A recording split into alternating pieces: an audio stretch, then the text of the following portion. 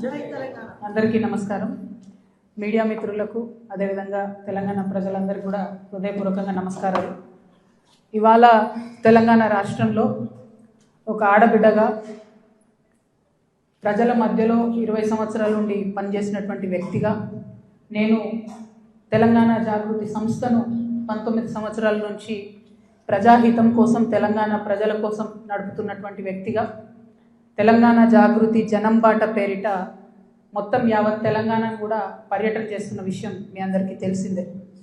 ఇట్లా పర్యటన చేస్తున్నటువంటి సందర్భంలో అనేక అంశాలు నా దృష్టికి వస్తూ ఉన్నాయి.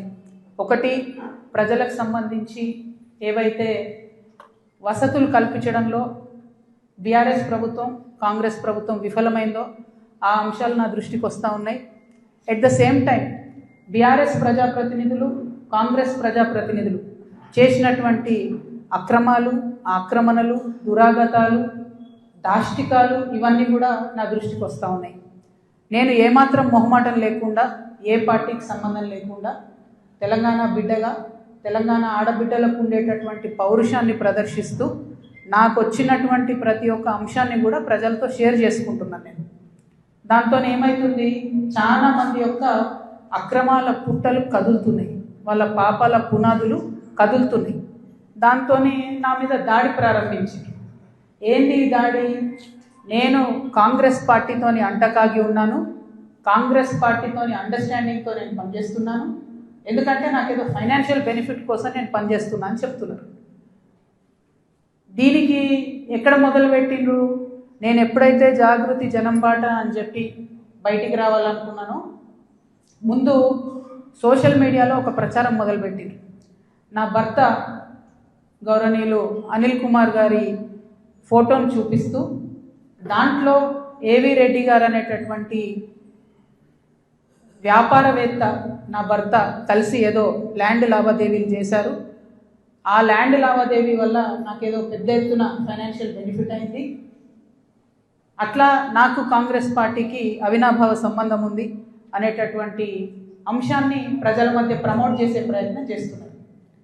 ఈ వెకిలి ప్రయత్నాలు చేస్తున్నటువంటి గుంటనక్కలందరూ కూడా నేను చెప్తా ఉన్నా, నేను ఇంకా మీ చిట్టా విప్పడం ప్రారంభించలేదు, ఓన్లీ టాస్ వేసిన అంతే.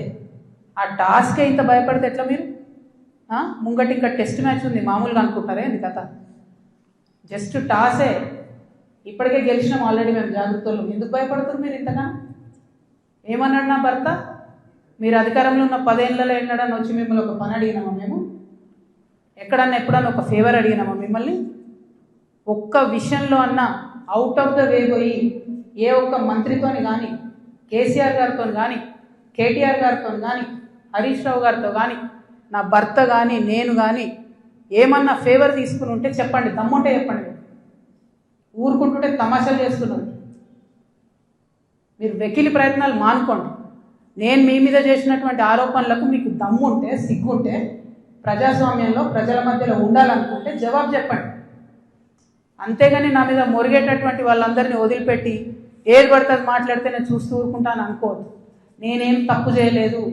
బీఆర్ఎస్ ఉన్నటువంటి అధికారంలో ఉన్నటువంటి 10 సంవత్సరాలలో ప్రభుత్వం నుండి నేను ₹1 కూడా లాభం పొందలేదు.